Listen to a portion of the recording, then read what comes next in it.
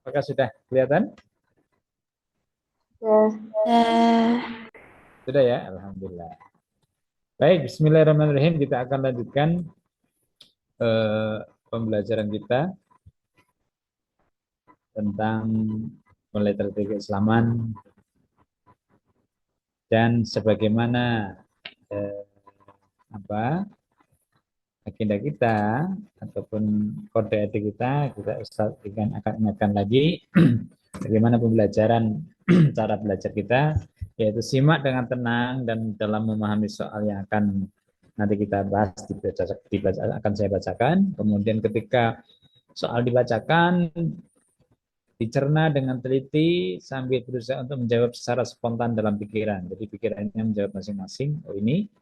Kemudian setelah selesai dibacakan, nanti akan ada sedikit waktu 3 menit sampai 5 detik, 3 detik sampai 5 detik, baru diberikan kunci jawaban dan nanti kita analisis bersama jawabannya. Dan apabila ada yang dipertanyakan nanti boleh mengangkat tangan dengan memberikan kode tangan. Dan sekali lagi dalam belajar ini kita harus berpikir cepat, tepat, dan akurat. Ya. Baik, jelas semuanya ya? Sudah siap semua? Sudah. Sudah. Oke. Baik, bismillahirrahmanirrahim. Soal pertama. Ada surat Al-Maidah ayat 52. Ini surat yang biasa keluar dan sangat terkenal ya. Ayatnya adalah wa ta'awanu 'alal birri wat taqwa wa la ta'awanu 'alal ismi wal 'udwan. Dan tolong menolonglah kamu dalam mengerjakan kebajikan dan takwa, dan jangan tolong menolong dalam berbuat dosa dan pelanggaran. Jika dalam suatu wilayah terjadi krisis pangan, sebagaimana sekarang terjadi di Aceh, di Sumatera Utara, Sumatera Barat, dan di lain-lain di tempat itu sekarang lagi krisis pangan karena bantuan tidak bisa masuk dan semua harus mengantri ya. Ini lagi sekarang ini bagaimana konsep Al-Qur'an tentang tolong menolong dalam kebaikan dapat diaplikasikan sebagaimana dalam ayat di atas, yaitu A, dengan hanya mengutamakan kebutuhan keluarga dan orang terdekat.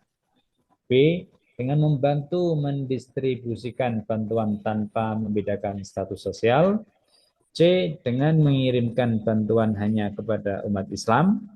Dan D, dengan membatasi bantuan hanya kepada sesama warga setempat. B. 1, 2, B. B. Oke.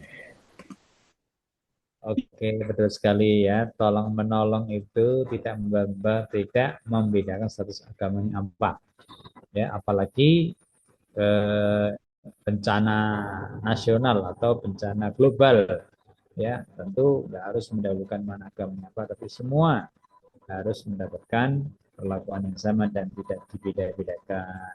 Nah, jangan lihat agamanya apa, jangan lihat apa termasuk negaranya apa atau kebangsaannya apa, tetapi selama itu dia adalah manusia, maka wajib kita tolong menolong ya, karena ini tolong menolong itu konsepnya itu dalam Islam itu tentang persaudaraan ya, persaudaraan dalam Islam itu ada 3 bersaudara. Yang pertama ada saudara seagama, yaitu misalkan Islam antar Islam ya. Terus kemudian persaudaraan sebangsa, setanah air, yaitu sesama Indonesia, ya. Dan yang paling terbesar adalah yaitu atau paling inti persaudaraan adalah persaudaraan antar manusia atau disebut ikhwah basyariah atau ikhwah insaniyah. Jadi ikhwah diniyah yang pertama, kedua adalah ikhwah wataniyah ya, persaudaraan antar satu bangsa, dan paling besar adalah ukhuwah basyariah, ukhuwah insaniyah, itu persaudaraan manusia. Nah, maka selama manusia itu selagi dia manusia, maka kita harus selalu membantu, menolong ya, tidak tidak perlu tanya ataupun misalkan ya ada orang tertabrak di jalan, tidak perlu kita tanya orang mana atau agamamu apa, KTP-nya dilihat, KTP-nya apa, enggak beri tolong, tidak, tapi langsung kita tolong. Nah itu, apalagi ini dalam krisis pangan, semuanya ya harus diselamatkan, gitu ya. Oke, maka jawabannya adalah B, tepat sekali. Ya, selanjutnya dalam menghadapi masalah kesehatan mental, ya, bagaimana Islam memandang peran penting keluarga dalam mendukung anggotanya? Ya, A. Keluarga hanya perlu mengingatkan pentingnya ibadah dan sabar. B. Keluarga sebaiknya mendorong untuk berobat dan mencari bantuan profesional. C. Keluarga sebaiknya menjaga masalah tersebut agar tidak diketahui publik. Dan D. Keluarga harus memberikan nasihat agama untuk menyelesaikan semua masalah. Silakan. Jawabannya adalah B. Oke. Ya, kenapa B? Karena ya di sini jawabannya mendorong untuk mencari solusi terbaik termasuk bantuan profesional. Jadi ketika kesehatan mental itu berarti ya depresi, kemudian termasuk stres dan lain sebagainya itu kan dianggap penyakit apa ya, untuk masyarakat yang sifatnya ini ya bisa bikin malu, bikin malu ya. Maka kalau hanya ibadah saja dan sabar saja itu tidak menjadi solusi ya. Nah, itu bukan solusi ya. Kemudian yang C, menjaga masalah tersebut agar tidak diketahui publik itu berarti lebih mendahulukan rasa malu dan itu juga tidak menyelesaikan masalah, malah berbuntut yang lain, nanti bertumbul masalah yang lain. Kemudian D, memberikan nasihat agar agama menyelesaikan memberikan nasihat agama menyelesaikan semua masalah, memberikan nasihat kok, tetapi tidak ada aksi, itu juga tidak tepat. Nah, maka ketika apa terjadi ada masalah kesehatan mental, maka harus diobati. Ya. Kalau sakit itu harus diobati.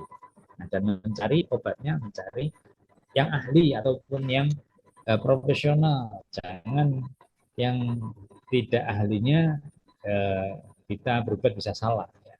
Kalau kita ke apa tanya masalah tentang bangunan ya ke insinyur ya. Kalau tanya kesehatan ya harus ke dokter. Dokter pun bervariasi. Ada dokter gigi, ada dokter hati, ada dokter jantung, ada dokter psik, ada psikiater, ada psikolog dan lain sebagainya. Maka sesuai dengan dokternya masing-masing. Maka hanya pada ahlinya, jangan sampai salah. Nah, itu tindakan yang tepat dan insya Allah nanti akan ada jalan keluar ataupun ada solusi yang konkret itu Pak, bisa sembuh. Nah, walaupun semua itu atas izin Allah, tapi usaha itu wajib dan harus tepat sasaran. Baik, lanjut. Sebagian masyarakat masih memanfaatkan jasa dukun atau perdukunan untuk berbagai kepentingan. Berdasarkan ajaran Islam, bagaimana sikap yang tepat terhadap fenomena ini? A. Menghindari penggunaan jasa dukun dan mengingatkan bahwa itu bertentangan dengan akidah. B. Menggunakan jasa dukun jika hanya untuk kebaikan dan kesembuhan. C. Mendukung masyarakat menggunakan dukun agar tradisi lokal tetap hidup. Dan D. Tidak ikut campur terhadap kepercayaan masyarakat yang masih mempercayai perdukunan. Jawabannya adalah halo. Silakan. 1, 2, 3. Adik. Kalau nggak A, D. Ada lagi? Sekali lagi. 1, 2, 3. Jawabannya adalah A. Ya. Iya. Kenapa A? Jelas dukun itu bertentangan dengan akidah dan harus dihindari. Ya, karena dukun itu biasanya menggunakan prakteknya itu dia menggunakan jasa setan, harus syirik dulu. Gitu. Kalau makanya Kalau orang yang pergi ke tempat dukun aja itu sudah dilarang, pergi saja, apalagi hingga saya menggunakan jasanya. Nah, itu bisa terjebak kepada kesyirikan, maka sangat dilarang dan harus dihindari ya gitu. Nah, walaupun dukun itu macam-macam, ya ada yang di sini masalah adalah maksudnya dukun dukun ini ya, dukun yang supra natural ini ya. Jadi yang dukun bukan dukun beranak, kan dukun macam-macam, dukun beranak, ada dukun sunat, dan ada dukun ini dukun yang mistis. Nah, orang dukun yang mistis seperti santet, seperti apa dan lain sebagainya, itu adalah menggunakan jasa setan. Yaitu pasti orang yang melakukan itu melakukan sesuatu yang melanggar. Nah, biasanya setan kan senang yang melanggar, maka membantu orang-orang yang ingin melanggar apa melanggar kode etik agama, misal minta kekayaan yang cepat gitu kan, atau pengen cepat kaya, atau juga mengirimkan ini penyakit ke orang berupa santet dan lain sebagainya. Itu jasa-jasa itu menggunakan jasa setan, maka sangat dilarang. Nah, mereka biasanya prakteknya itu eh, hingga sampai melaksanakan sesuatu yang di luar batas wajar, ya. Misalkan nggak sampai ini meludahi Quran baru setannya mau bekerja, atau jongkokin Quran, ataupun macam-macam, pokoknya yang menunjukkan dia itu keluar dari agama dia, nanti setannya mau menjalankan. Nah ini maka sangat dilarang. Nah gitu ya. Maka walaupun itu jasa untuk kesembuhan dan sebagainya, tak kalau itu adalah eh, bertentangan dengan akidah, maka harus dilakukan.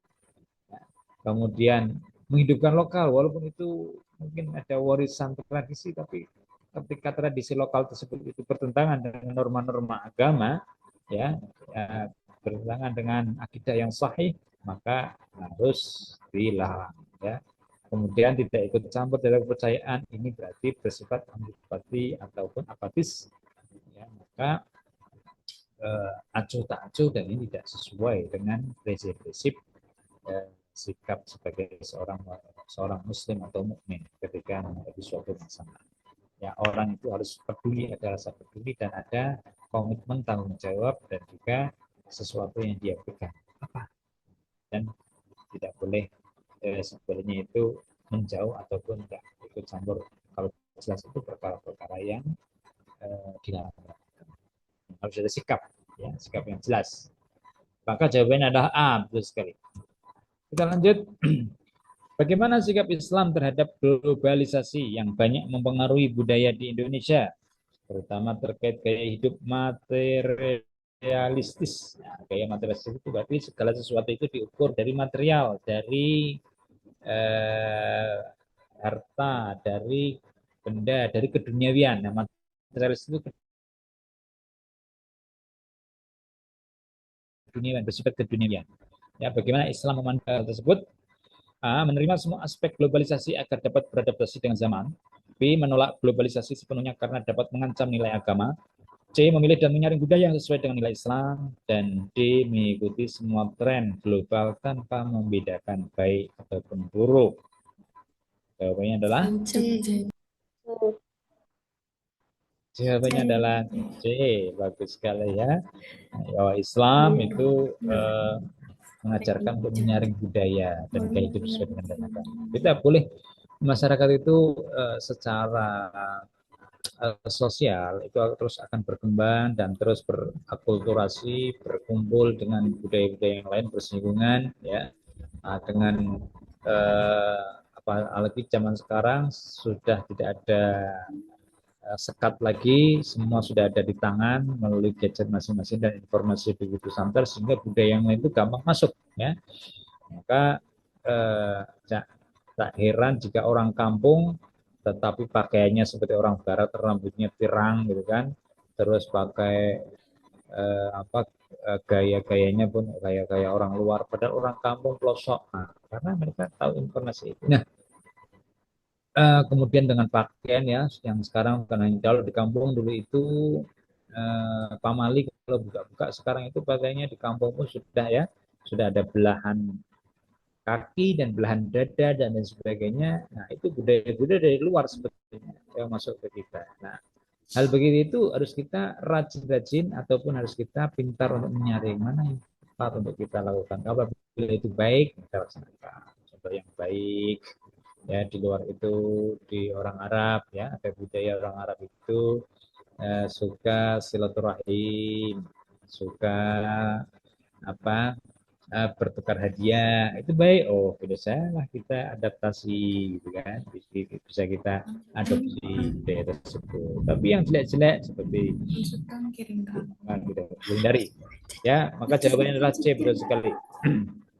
Yang lainnya tanpa membedakan, tanpa menyaring ya, dan menerima itu saja tanpa proteksi, maka itu tidak tepat. Lanjut, lainnya ada soal bahasa Arab. Nanti itu akan ada soal-soal yang berbau Arab. Nah, kenapa? Karena madrasah, ya madrasah itu, ya madrasah itu tidak jauh dari bahasa Arab karena madrasah aja tulisannya sudah bahasa Arab, ya. Berman IC dan madrasah aliyah negeri ya, maka tidak jauh dari bahasa Arab. Beda dengan yang itu sekolah umum, maka di sini sering menggunakan bahasa Arab, istilah ada Qur'annya, ada hadisnya, dan bahkan bahasa Arabnya. Soal ini ada soal, kalau soal begini bagaimana cara memahami dan menjawabnya? Pasti MTS ROS ini juga jagonya ya. Nah, ma huwa ar-ruknul awal min arkanil Islam? Alif as-salah, ba asy-syahadah, jim as-saum, dal az-zakah. Wa mal jawab? Tafadhal, tafadhalu, tafadhalu ya syabab.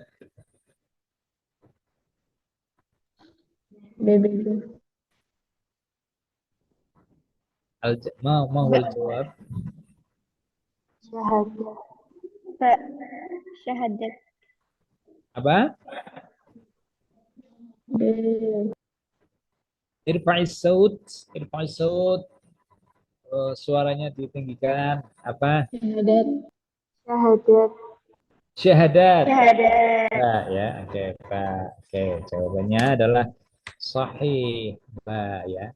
Jadi kalau urutannya itu alif, ba, jim, dal itu A, B, C, D ya, itu kan jim, dal ya. Abajadun hawazun. Abajadun ya. Abjadnya begitu. Mau rukunul awal, artinya apa? Rukun yang pertama dari rukun Islam. Rukun Islam jelas ya, kita harus hafal semuanya. Ada berapa di? 5. Yang pertama apa? Syahadat. Yang kedua, halo. Yang kedua, Salat. sholat. Tiga, Puasa. tiga puasa. Yang urut. Zakat. Yang ketiga zakat. Betul sekali. Yang keempat, Puasa. baru puasa. Puasa Haji. apa? Puasa banyak.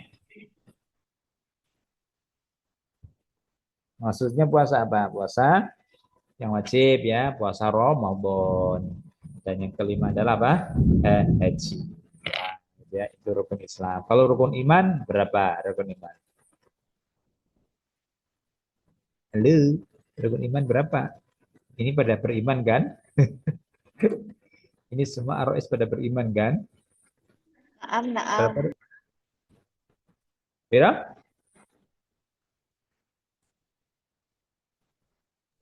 Rukun iman eh, arba'ah, khamsah, sitah. Iman kepada Allah. Ya, terus iman kepada siapa lagi? Mbak Zahira, kepada Allah. Iman Ya, kepada malaikat. ya, malaikat. Iman kepada Rasul, hari kiamat, kodok-kodar. Mm-mm. Ya, kalau dan kota itu jumlahnya Nah, ya amantu billahi wa malaikatihi wa kutubihi wa rusulihi ya, wal yaumil akhiri wa bil qadri khairihi wa syarrihi. Ya, ada nah. Oke. Baik, itu ingatnya itu biasa keluar itu ya karena ada sering keluar. Baik, kita lanjut. Soal atani. Ma hiya awwalu ayatin nazalat minal Qur'anil Karim? Al-alif ya ayyuhal muddatsir. Ba iqra bismi rabbikal ladzi khalaq. Jim alhamdulillahi rabbil alamin. Dal inna a'tainakal kautsar. Nah, jawabannya adalah tafadhol. Tafadhalu. Jadi siapa yang bisa menjawab? Hmm? Ada yang bisa mengartikan pertanyaannya? Jangan malu. Apa artinya?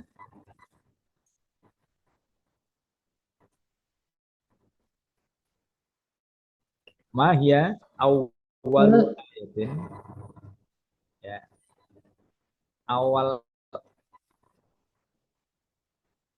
apa atau ayat apa yang paling pertama nazalat min Al-Quran Karim yang diturunkan dari Al-Quran Karim? Ayat berapa? Ayatnya? Ayat Ik. Surat apa? Ayo. B.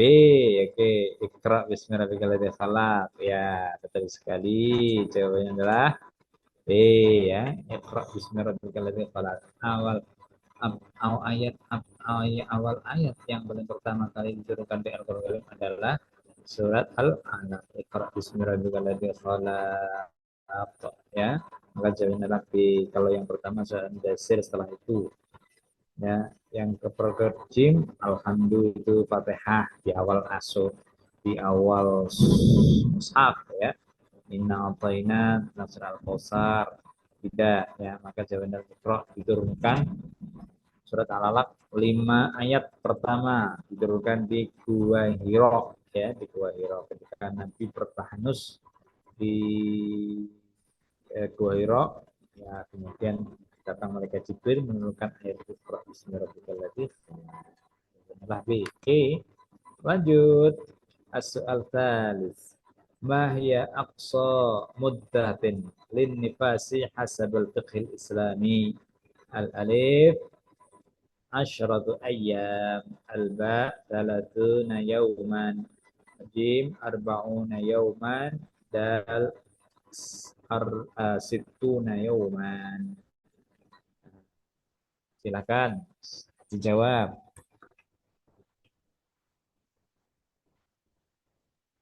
Ada yang bisa menjawab?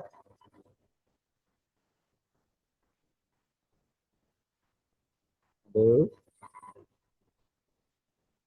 Apa maksud apa maksud maksud soalnya apa?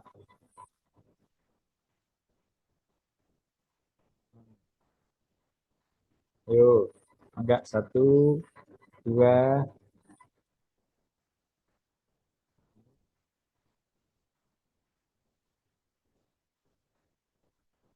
halo, ada yang belum berani jawab?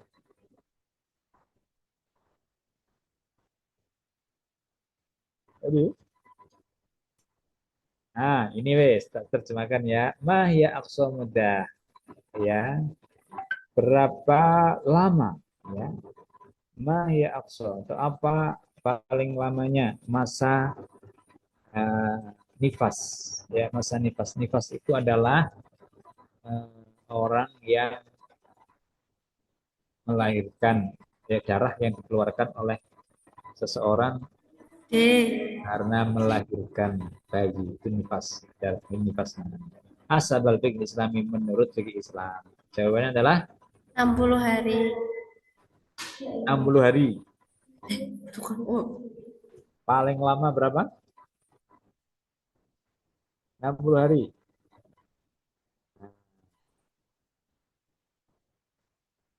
Yang normal, yang normal. 40 hari. 40 Nah, 40 hari.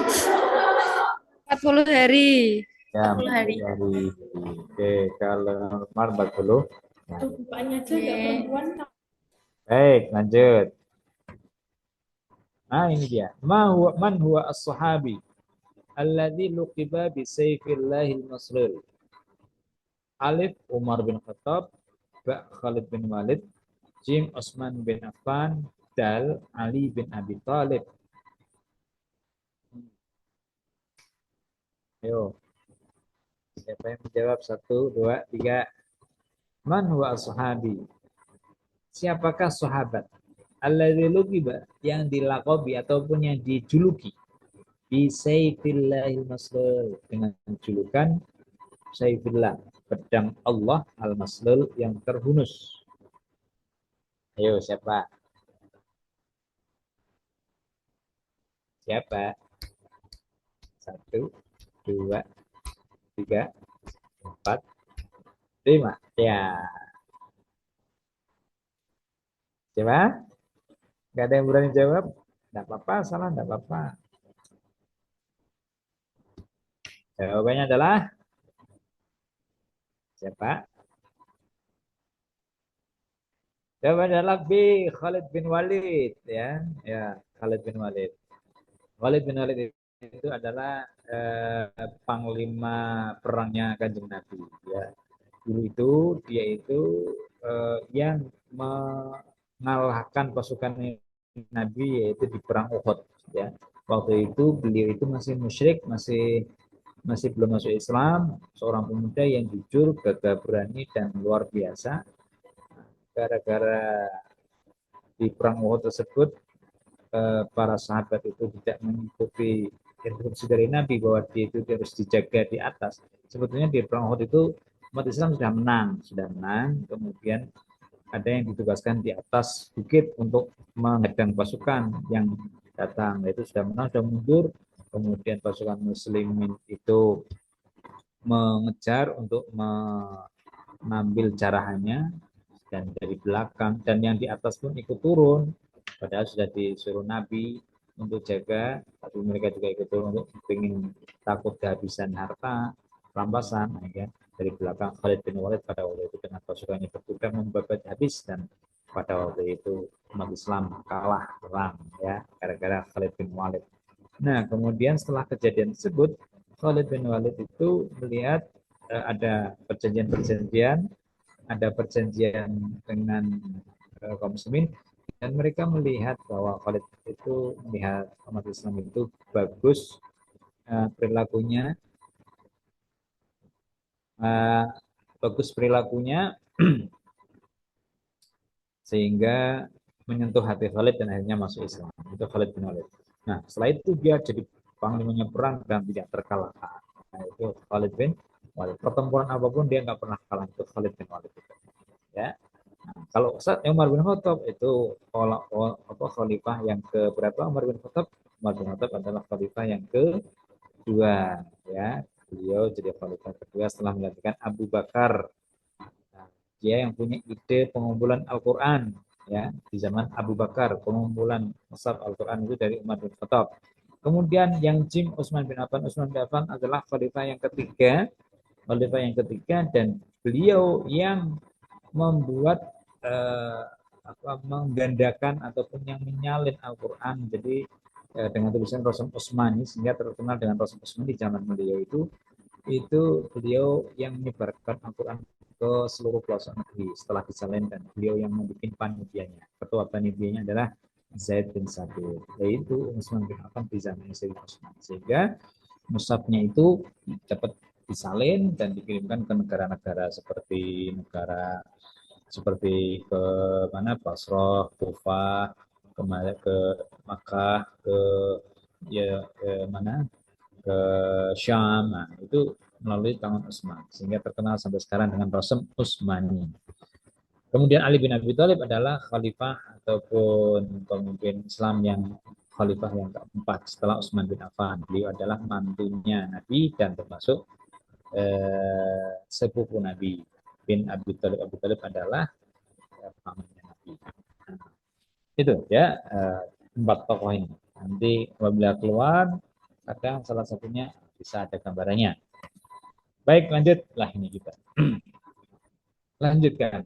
Ya, bagaimana prinsip kejujuran dalam Islam dapat diterapkan pada aktivitas perdagangan online untuk menghindari penipuan? Ingat, kejujuran dalam Islam ketika berdagang dalam mode online ya, untuk menghindari penipuan. A. Menjual barang dengan harga semurah mungkin. B. Memberikan deskripsi produk yang akurat dan transparan. C. Menyediakan layanan pengembalian tanpa syarat. D. Membatasi informasi produk yang ditampilkan. Kan, jawabannya adalah B. Bagus sekali ya. Jadi betul sekali B. Jadi di Islam itu kejujuran dalam prinsip Islam itu adalah ketika melaksanakan transaksi jual beli itu adalah satu ya, pertama harus ini barangnya halal ya, kedua caranya juga benar, yaitu benar itu gimana ya, apa adanya, jujur ya, ya kalau ada cacat ya, itu tidak ada tipu-tipu, namanya konsepnya adalah tidak ada warar atau tidak ada penipuan ya gitu. Kemudian harus sesuai dengan realita, sesuai yang diiklankan ataupun sesuai spesifikasi barangnya. Nah itu, maka dibutuhkan kejujuran, tidak boleh main tipu-tipu ya, yang diiklankan itu bagus, ini ternyata sampainya barangnya kok tidak sesuai, beli apa gitu kan, ternyata barangnya tidak sesuai dengan deskripsinya. Nah, ini penipuan, nggak boleh gitu. Maka di Islam harus jujur ya, dan harus jujur dan sesuai, dan ketika memberikan deskripsi harus jelas dan benar ya. Walaupun murah ya, murah tapi nggak jujur, nggak sesuai. Kemudian pembelian tanpa syarat, nah itu juga tidak masuk. Maka harus jujur dan sesuai padanya. Itu prinsip-prinsip Islam. Tadi itu barang produk ya, dan jelas, tidak ada tipu-tipu ya, dan barang yang dijualkan juga harus tentunya harus sesuai dengan syariah, tidak bukan barang najis, bukan barang haram, bukan juga barang curian ataupun barang yang tidak halal.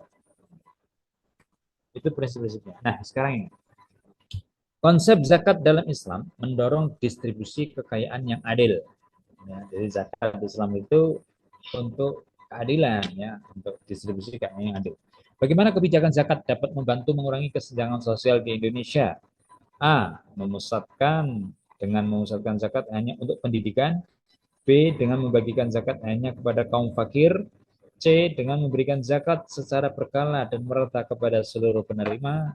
Dan D. Mengutamakan penyaluran zakat ke lembaga pemerintah. Nah, silakan 1, 2, 3. Oke, bagus sekali ya. Ya, zakat itu ya memang tujuannya adalah untuk mesejahterakan, untuk mengurangi kesenjangan sosial. Bukan hanya untuk tertentu saja, tetapi jelas ada asnafnya, jelas ada keperuntukannya, itu ada 8 asnaf, ada 8 macam golongan penerima zakat. Itu harus merata semuanya dapat ya. Ada yang pertama, paling utama adalah fakir miskin, kaum fakir miskin. Fakir itu kaum fakir dan miskin itu sama, ada yang samanya, ada yang beda. Kaum fakir miskin itu sama-sama membutuhkan, sama-sama masih kekurangan. Bedanya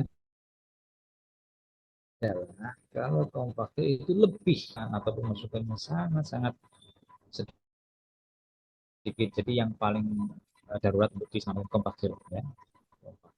Kaum fakir miskin. Kemudian lil fuqara masakin, nomor 2 yang miskin. kemudian wal musyrikin wal amilin alaiha amil ya, amil yang jadi panitia zakat, wal mu'allafati qulubuhum, para mu'allaf yang orang baru masuk Islam, eh, wal gharimin, dan orang yang banyak hutang, yang terjerat hutang, wa fisabilillah ya, orang yang ini berjihad di jalan Allah, wa ibnu sabil, kemudian orang yang musafir. Itu para penerima zakat itu dianjurkan untuk merata ya, untuk mengurangi kesenjangan sosial. Baik, lanjut. Kemudian dalam pandangan Islam, bagaimana seorang pemimpin harus bersikap ketika menghadapi konflik antar kelompok di masyarakat. Nah, bagaimana ketika terjadi konflik di masyarakat? A. Mengutamakan satu kelompok yang lebih besar. B. Berpihak pada kelompok yang memiliki hubungan kuat dengan pemerintah. C. Menjadi penengah dan mencari solusi yang adil bagi semua pihak. Dan D. Menyelesaikan konflik dengan hukuman keras. Adalah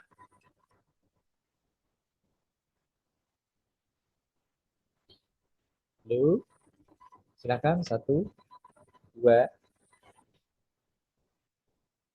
1, 2, tiga. C. C.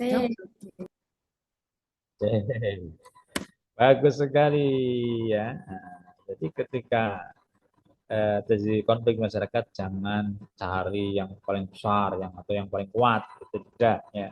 Nah, juga kemudian yang punya relasi dengan pemerintah, yang punya hubungan kuat, atau tidak, ataupun misalnya dengan hubungan keras, pokoknya harus ditindak dan sebagainya, tidak. Tapi ketika konflik itu merata antara di masyarakat, misalkan ada tawuran antar RT mana sama RT mana, bersikeras ini, maka semua harus kita sebagai seorang muslim harus menjadi penengah.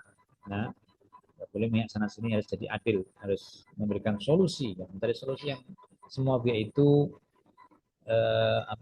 puas, semua pihak itu senang. Seperti contoh kanjeng Nabi, itu dulu pernah kayak gini. Hajar Aswad itu pernah Ka'bah itu pernah rusak, Kemudian batu Hajar Aswad itu, batu yang dari surga itu, yang dimuliakan oleh kabilah-kabilah Arab itu menjadi rebutan, untuk siapa yang akhirnya saling berseteru antar kelompok. Akhirnya mereka sepakat. Nah, orang yang pertama kali keluar dari sana itu yang boleh untuk meletakkan batu itu. Akhirnya Nabi itu datang ke situ, dan dia Nabi tersebut, Nabi Muhammad itu yang ditunjuk. Nah, untuk menyelesaikan masalah tersebut biar semuanya puas, Nabi itu akhirnya menggelar seperti sorban itu kan, talakan batunya taruh di situ, dan dari masing-masing kelompok di orang Arab tersebut memegang ujung kainnya masing-masing, dan kemudian mereka Nabi menyuruh untuk kain tersebut untuk didekatkan kepada lubang menaruh Hajar Aswad. Nah, ketika semuanya mengangkat ya, merasa andil untuk meletakkan gitu kan. Nah, kemudian setelah dekat dengan Hajar Nabi yang meletakkan plek gitu ya. Semuanya puas, semuanya senang, semuanya bahagia karena merasa diorangkan dan punya andil, ikut punya andil, dan Nabi itu adil. Nah, itu cirilah Nabi. Nah, itu ya, membeda-bedakan. Baik, lanjut. Di era digital ya, bagaimana sikap umat Islam dalam menanggapi berita yang belum terbukti kebenarannya? Banyak nih ya, info yang berseliweran. Bagaimana sih sikap kita sebagai seorang umat muslim ya, umat Islam itu yang begitu? Nah, A. Membagikannya agar orang lain dapat menilai sendiri. B. Memverifikasi sumber berita terlebih dahulu sebelum menyebarkan. C. Tidak mengomentari apapun terkait berita tersebut. Dan D. Menghindari membaca berita sama sekali. Jawabannya adalah jelas ya, B ya. Jadi ketika ada kabar macam-macam, ketika kita mau menyebarkan, harus kita verifikasi dulu kabar tersebut, informasinya benar atau tidak. Jangan malah menambah-nambahi, memperkeruh, ataupun menambah fitnah nanti jadinya kalau tidak diverifikasi. Ya, pernah suatu ketika ada seorang yang menyebarkan bahwa ulama ini telah meninggal, sudah disebar kemana-mana. Ternyata kiai tersebut itu masih hidup. Nah, gimana coba keluarganya yang dengar itu? Apa enggak marah? Nah, gimana? Kayak gitu ya. Nah, itu. Jangan asal membagikan. Jadi harus ada verifikasi. Apa dalilnya dalam Al-Quran, dalam Islam? Ada ayat Al-Quran yang menerangkan tersebut. Ya ayyuhalladzina amanu in ja'akum fasiqun binaba'in fatabayyanu, hai orang-orang yang beriman, in ja'akum fasiqun binaba'in, ketika ada seorang fasik itu datang memberikan sebuah kabar, sebuah informasi, sebuah kabar, maka fatabayyanu, maka verifikasilah. Fatabayyanu, nyatakanlah, nah, gitu kan, diverifikasi. Dan kita tidak menjadi korban, ya, dan menjadi korban apalagi karena yang kita memberikan ataupun menyebarkan kabar-kabar yang belum jelas itu, orang akan percaya dan maka kita sebagai orang orang umum akan menjadi korban. Oh iya, kita bukan. Nah, orang yang menyebarkan lebih-lebih lagi itu dosa, yaitu apa? Dia telah menyesatkan orang. Maka jangan sampai. Nah, Al-Quran memberikan garis tersebut. Tidak mengomentari apapun terkait berita tersebut ketika berita tersebut itu apa, penting, ya, apa ini ya tidak tepat. Kemudian menghindari membaca berita sama sekali, ya ini juga bersikap apatis dan tidak tepat juga. Maka caranya adalah B, sikap sekali.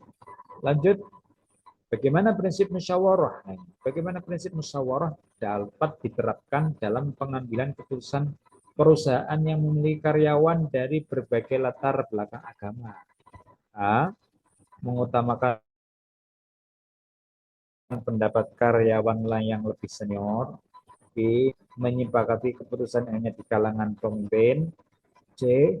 Mengajak seluruh pihak yang terlibat untuk menyampaikan pendapatnya. Dan D. Hanya mengundang karyawan muslim dalam musyawarah. Jawabannya adalah, silakan. Satu, dua, tiga.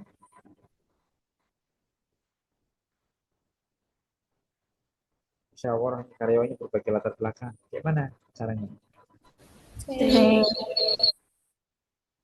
Apa? C. Oke. Bagus sekali, jawabannya tepat sekali, C, ya. Bukan A, mengutarakan yang lebih senior. Musyawarah yang senior-senior tok, yang kecil-kecil nggak dianggap, ini nggak tepat. B, menyepakati hanya di kalangan pimpinan tok, karena pimpinan kadang tidak tahu apa yang terjadi di lapangan, di grassroots paling terkecil bawahan. Maka pimpinan juga harus mendengar, ya. Yang D, hanya mendukung karyawan muslim belum musyawarah, ini namanya sudah membeda-bedakan tentang agama. Sementara ketika sebuah perusahaan itu ya semua harus mengakomodir, ya. Nah, maka jawabannya adalah C, semua terlibat. Siapapun itu yang namanya musyawarah. Al-Quran mengatakan wasyawirhum fil amr fa idza azamta fatawakkal 'ala Allah, dan bertawakal, bermusyawarah kalian dalam sebuah perkara. Nah, itu ya, kita perintah dari, karena dengan bermusyawarah itu semakin banyak orang, semakin banyak pikiran, maka akan menemukan jalan solusi terbaik. Ya, mungkin karena kalau satu pikiran belum tentu pikiran dia itu lebih baik, karena banyak orang maka banyak pikiran, kalau pikiran maka lebih banyak opsi-opsi, lebih banyak pilihan-pilihan, dan dicari yang terbaik. Itu pentingnya bermusyawarah. Bagaimana seorang muslim dapat menunjukkan sikap toleransi terhadap perbedaan budaya di lingkungan kerja? A. Menyampaikan bahwa budaya Islam lebih unggul. B. Menghindari interaksi dengan berbeda. C. Menghargai dan menerima perbedaan budaya tanpa menghakimi. Dan D. Hanya mengikuti kegiatan budaya yang sesuai dengan Islam. Jawabannya adalah Jawabannya ada C. Ya, benar sekali. Ya, Islam menunjukkan sikap toleransi dan memiliki perbedaan budaya. Jadi, sekali lagi toleransi itu ini bagian daripada indikator moderasi beragama. Ya, indikator moderasi beragama. Masih ingat ya ada berapa?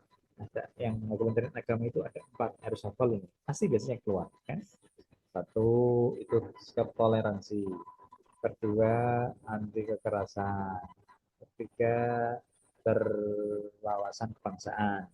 Yang keempat, yaitu adaptif, yaitu mengapresiasi ataupun mengadopsi budaya lokal yang baik. Nah, ini salah satu indikator moderasi beragama. Salah satunya dengan sikap toleransi. Nah, ketika toleransi tersebut itu berhubungan dengan budaya lingkungan, maka yang berbeda-beda, maka Islam menunjukkan sikap toleransi dan menghargai perbedaan budaya apapun itu. Ya, ketika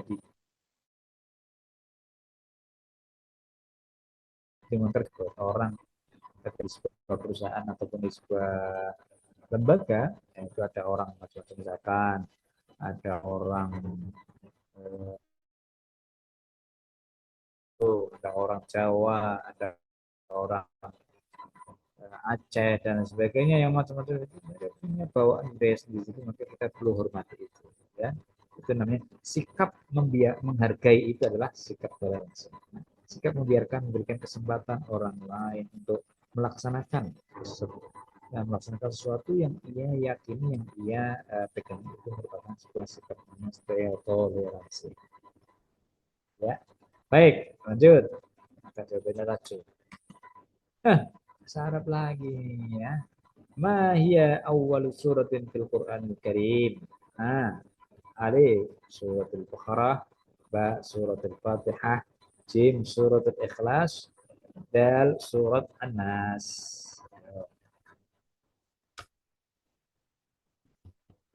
Ada yang tahu jawabannya? Artinya dulu harus tahu. Cara yang menjawab itu harus tahu dulu artinya. Sampai kalau tidak tahu harus satu-satu, kalau bisa, kalau enggak apa maksudnya kira-kira ya pertanyaannya. Ma ya awal surat, awal surat. Apa awal surat Al-Quran Karim dalam Al-Quran Karim? Apa? Ayo, awal surat dari Al-Quran surat apa? Halo, surat apa dan Quran yang pertama kali? Anda bisa menjawab di dalam Al-Quran. Sekali lagi, surat di dalam Al-Quran. Halo, jawabannya adalah B, surat apa? Al-Fatihah. Jadi maksudnya surat di Al-Quran itu adalah Mushaf Al-Quran. Surat di Mushaf apa? Al-Quran. Bukan surat yang turun, ya. Ya. Karena urutan Al-Quran itu ada urutan turun dan ada urutan bacaan. Nah, urutan turun itu tadi di awal tadi namanya surat Al-Alaq atau Iqra bismillahirrahmanirrahim, itu awal turun. Nah, urutan turun. Dan ini urutan baca, berarti urutan baca itu sesuai dengan yang ada di Mushaf Al-Quran. Nah, awal Mushaf Al-Quran itu adalah tetap diawali dengan surat Al-Fatihah. Maka jawabannya adalah D. Ya. Lanjut. Soal yang ketiga. Soal al-thalith. Soal al-thalith. Ma huwa al-hukm syar'i li shaumi Ramadan? Ma alif mubah, ba mustahab, jim fardu, dan dal makruh. Silahkan. 1, 2, 3. Ada soal bahasa Arab seperti itu. Jawabannya apa kira-kira? Halo.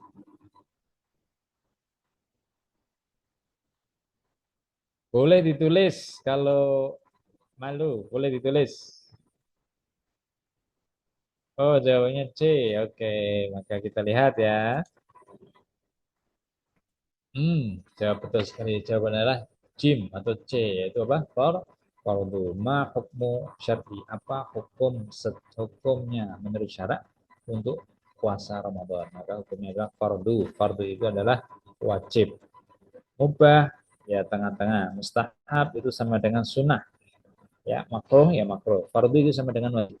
Ya, fardu itu adalah wajib. Fardu itu atau wajib itu adalah sesuatu harus dikerjakan. Apabila tidak dikerjakan maka hukumnya berdosa. Itu wajib atau fardu.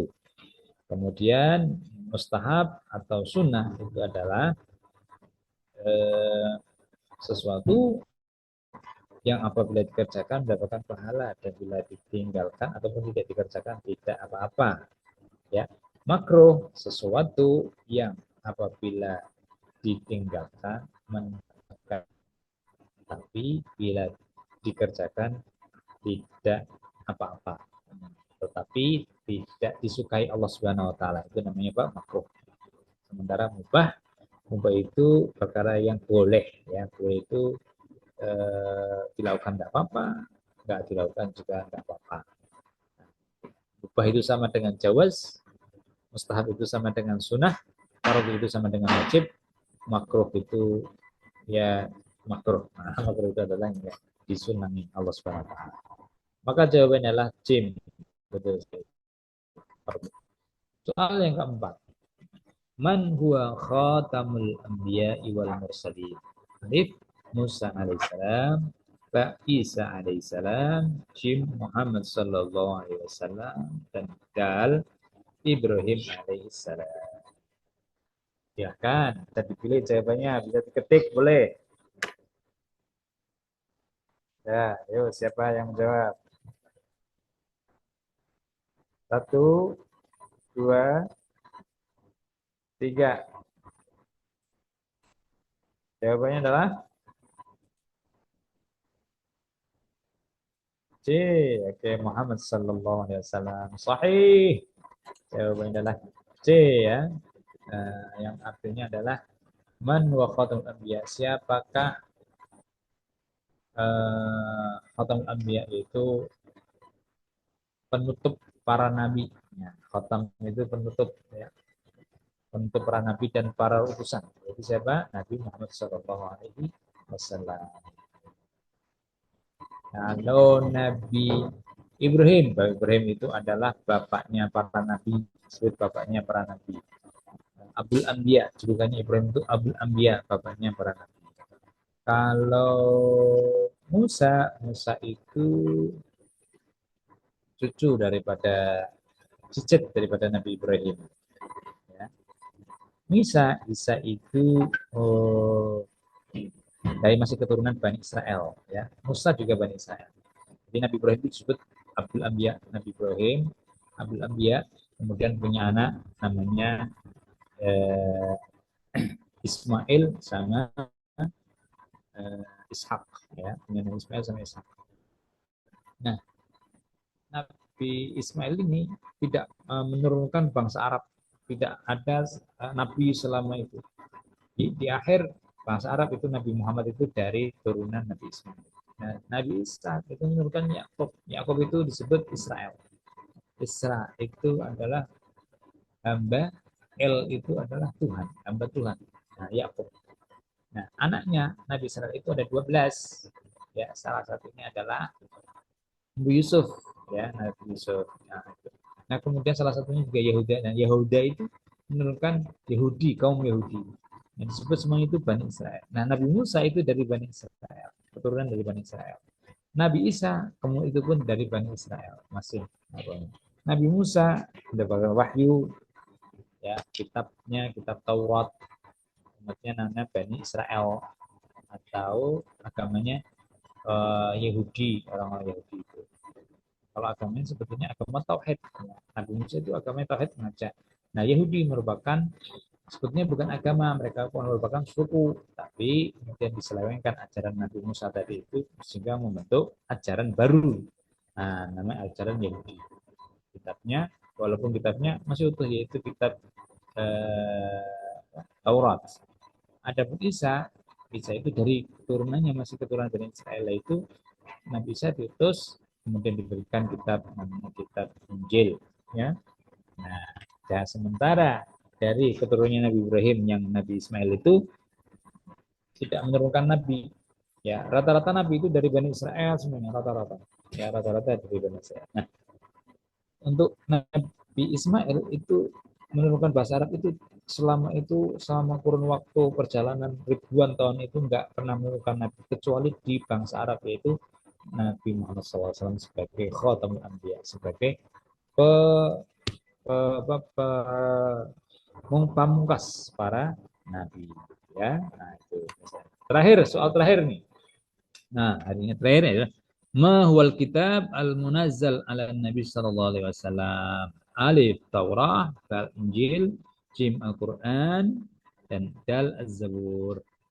Nah, silahkan terakhir. Itu jawabannya adalah